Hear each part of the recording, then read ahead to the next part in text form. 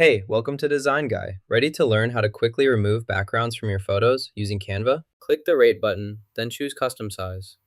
Enter 300 by 200 pixels.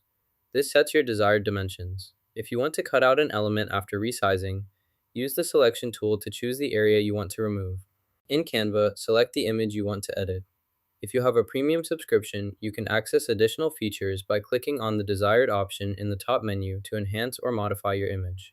With Canva Pro, you can use the background remover instantly.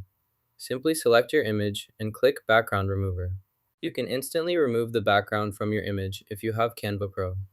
If you don't have Canva Pro, you'll need to use an alternative method or another tool to remove backgrounds, since this feature is exclusive to Pro users. Go to your browser and type google.com in the address bar. Once the page loads, search for Beag Remover and select the official site from the results. On the Beag Remover site, click the Upload button and choose the image you want to edit. After the background is removed, download the finished image by clicking Download. To copy content from this page, simply click the Download button to save the file to your device. If you're trying to use copy and paste directly from the web page, you may find that it doesn't work properly. In that case, downloading the file is the easiest solution. Once downloaded, open the file and copy and paste the content as needed. Click the Share button, then select the Download option to save your file directly to your computer. Enter a file name, such as Try1, and save your project to ensure your changes are not lost during editing. Grab the image by clicking and holding, then drag it to your desired location within the application window. The process is complete.